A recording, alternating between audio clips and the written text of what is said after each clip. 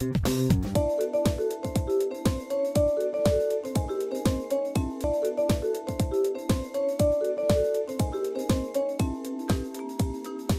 côté de nous, nous avons Madame Karine Godot. Bonjour. Bonjour. Vous êtes PFR Oasis. Alors, Tout à fait. qu'est-ce que c'est? Alors, c'est la plateforme de relais aux aidants. C'est un service du pôle domicile de la maison de retraite départementale. Donc, nous sommes là pour accompagner les aidants sur l'ensemble du département de l'Yonne. D'accord. Et donc, tout type d'aidants, que le proche soit en situation de handicap, de perte d'autonomie. On est là pour accompagner les aidants au long cours. Nous avons alors Monsieur Gérard Nabal, Argic Arco, c'est ça? Non, Non, c'est pas ça du tout. Bonjour alors, Maria. Bonjour, on recommence. Monsieur Gérard Nabal. Donc Nabal. Agirc Arco.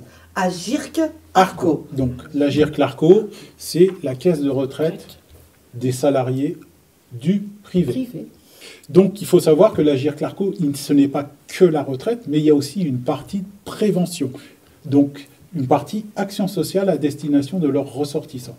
Et c'est effectivement ce sur lequel on va intervenir aujourd'hui. D'accord. Madame Godot, vous, c'est au niveau départemental, c'est Tout à ça fait. Que vous, Monsieur Nabal? Non, nous, c'est national. Et alors, l'Agirc Arco est national. Oui, c'est la caisse de retraite complémentaire des salariés du privé. Mais c'est du national. D'accord? Par contre, vous avez, pour la prévention, pour l'action sociale, vous avez 16 comités présents sur le territoire national. Et donc, dont le comité Bourgogne-Franche-Comté, dont je suis membre.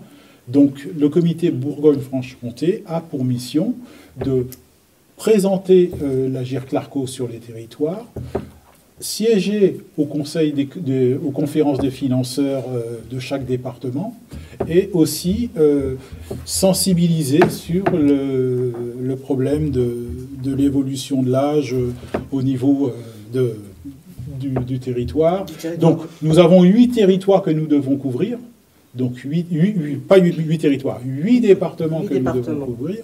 Et donc, sur ces 8 départements, notre première mission, c'est de proposer les services et les offres de l'action sociale à Agirc Arco. Troisième invité, Monsieur Justin. Alors là, je vais écorcher, je suis désolée. On va dire Justin. Bonjour, Justin. Bonjour, Maria. Alors là, Pays Avallonnais, c'est ça? C'est bien ça. Justin, votre rôle au sein du Pays Avallonnais? Animateur du contrat local de la santé du territoire. C'est vaste, hein?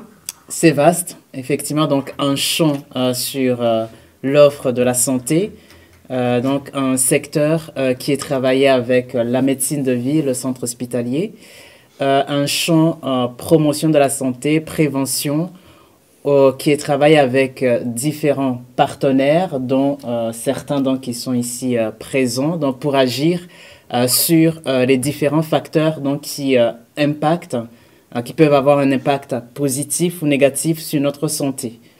Donc, c'est aussi pluridéterminant, je vais dire, plurifactoriel. Loïc Mercier, on vous présente également. Alors... Donc, Loïc Mercier, donc, je suis référent de l'espace senior, donc notamment en charge de l'animation pour l'espace senior donc, de la ville d'Avallon.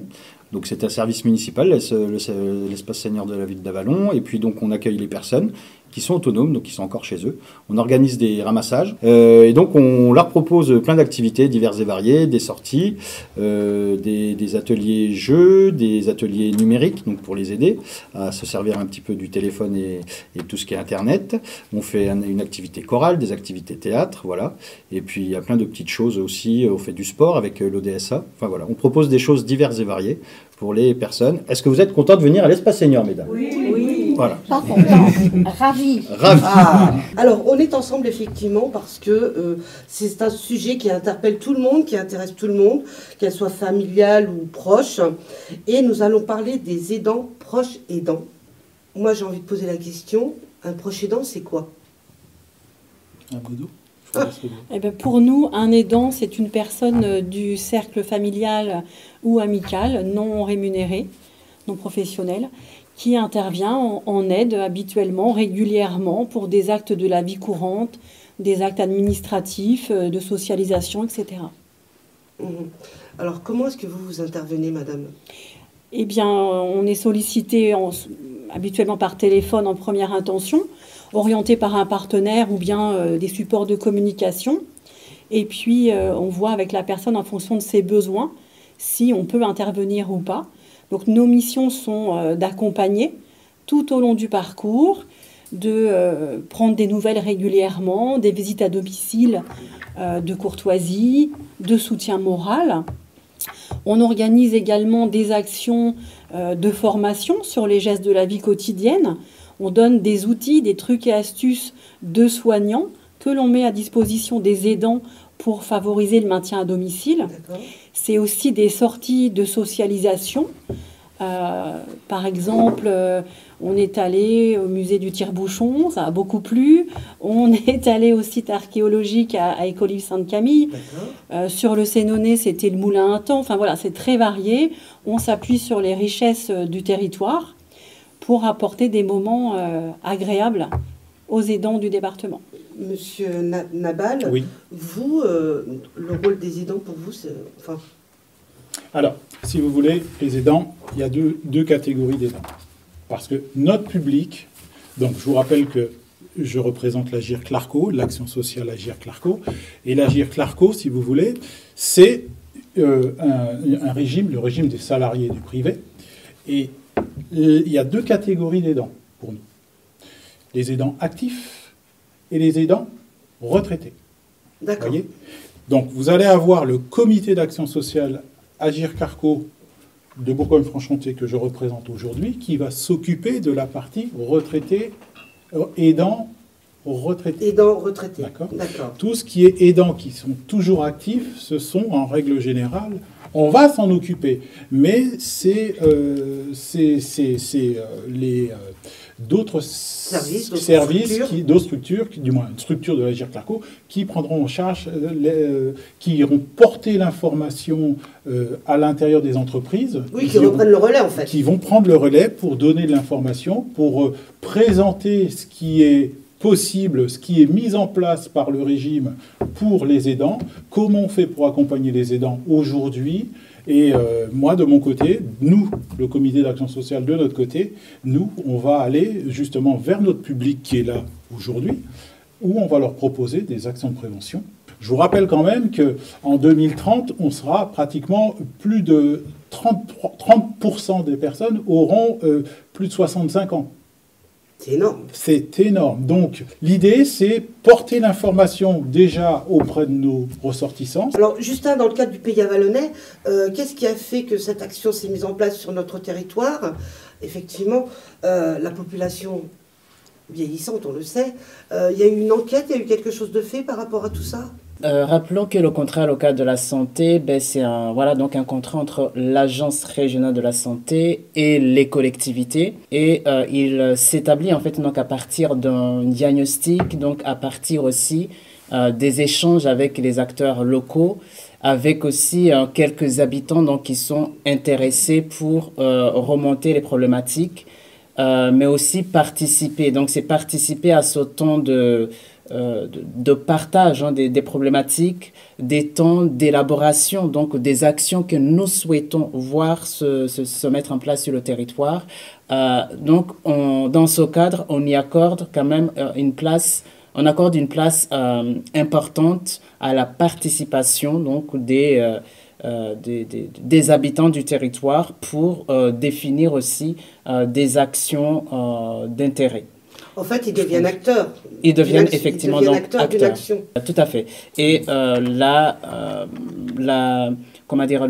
le sujet donc des aidants, des proches aidants, fait partie donc des priorités de ce contrat local de la santé. Et c'est un sujet donc qui est partagé avec différents autres partenaires. Les aidants, c'est vrai qu'on en parlait peu jusqu'à maintenant. Aujourd'hui, de plus en plus, ça rentre dans l'actualité quelque part, et du quotidien de tout le monde. Alors, qu'est-ce qui a fait que... c'est quoi? C'est par rapport à des demandes, par rapport à des appels au secours, entre guillemets? Je pense que oui, si. C'est par rapport à ça. Vous dites que c'est effectivement un sujet récent. Non, je pense que... au niveau de l'Agir-Clarco, on s'était déjà pensé sur le sujet depuis bien longtemps. Depuis 2017, par exemple, je pense à une petite chose. En 2017, bon, effectivement, 2017, c'était hier. Donc, on avait déjà mis en place une initiative, notamment en créant un outil digital qui permettait à certaines personnes qui, dans certaines entreprises et chez certains de nos ressortissants, souffraient justement de cette absence de soutien, où il y avait une demande qui était qui émergeait, quoi. Donc on n'avait pas de dispositif, du moins nos ressortissants ne connaissaient pas les dispositifs qui pouvaient exister sur le terrain, et donc c'est pour ça qu'on s'est quand même déjà intéressé à ce sujet. Pour vous, Madame Godot? Alors la plateforme de répit Oasis a ouvert en janvier 2013. Ah oui, donc c'est récent aussi. Hein. C'est assez récent, et on était au départ sur le bassin auxerrois. Donc on a mis en place certaines actions, et puis l'Agence régionale de santé a augmenté nos moyens humains pour l'extension au département et apporter la même réponse à tous les aidants du territoire. Alors, tous les aidants du territoire, aujourd'hui nous sommes à Avallon, oui. Commune de, on va dire, 6500 habitants à peu près. À peu près, oui. À peu près, mais on a quand même des communes autour d'Avallon, ce qu'on appelle des villages, des petits hameaux, où là, il y a un besoin aussi. Et là, on n'est pas forcément au courant des aidants. Parce qu'on a tous, on va s'occuper de la grand-mère, on va s'occuper de son papa, on ne sait pas forcément qu'on est aidant, mais on n'a pas l'information, on ne sait pas. Alors, après, pour certaines personnes, le fait de s'occuper d'un membre de sa famille, c'est un réflexe. Vous avez été habitué à ça.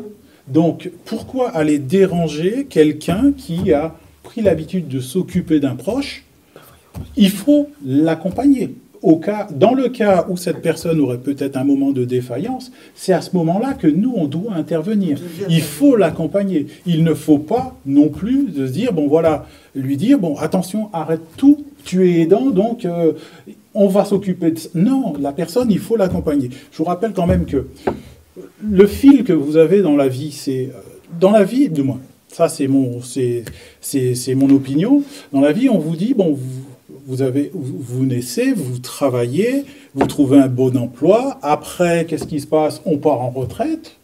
Et après, on va se donner du bon temps. Là-dedans, l'accompagnement, l'aide d'une personne, pour certaines personnes, c'est un critère qui n'existe pas dans le fil de la vie. Ouais.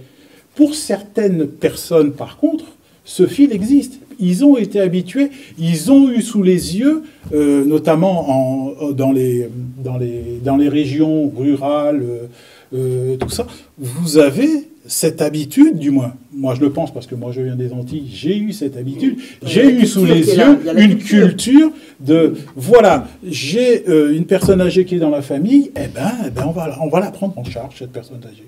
C'est-à-dire que la famille va la prendre en charge. Et donc, on a été...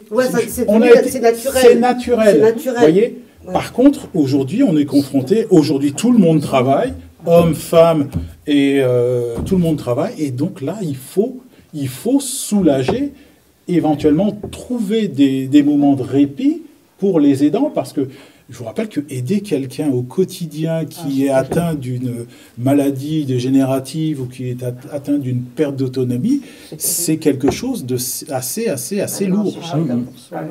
Voilà. Et donc c'est pour ça qu'il faut... notre rôle aussi, c'est de mettre en lumière ce qui existe sur le territoire, donner l'information de façon à ce que les personnes aillent rencontrer justement les personnes qui sont sur le terrain comme Madame Godot, nous contacter, nous, les caisses de retraite complémentaires, pour avoir justement ces informations. Vous voyez, il faut mailler le terrain, il faut bien faire circuler l'information. Et il faut aussi que les acteurs qui sont concernés par ce sujet puissent avoir une visibilité.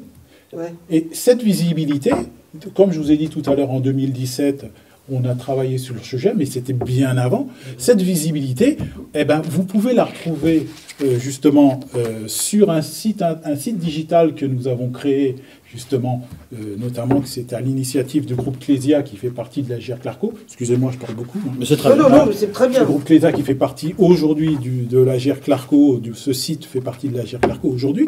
C'est un site qui s'appelle Ma Boussole. Ma Boussole, si vous voulez, c'est un outil digital. Certes, il est digital pour les personnes qui ont des difficultés avec le digital, bon, je comprends, c'est pas toujours évident.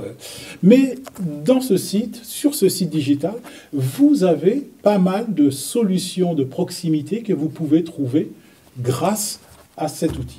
Par exemple, vous cherchez une solution d'aide à domicile parce que vous devez vous accompagner quelqu'un, vous avez besoin d'une aide à domicile pour un proche qui est en perte d'autonomie. Oui, oui. Eh ben, vous allez sur le site et vous rentrez l'adresse et le système va vous restituer quelles sont les associations d'aide à domicile qui sont à proximité du logement de la personne que vous accompagnez, que vous aidez.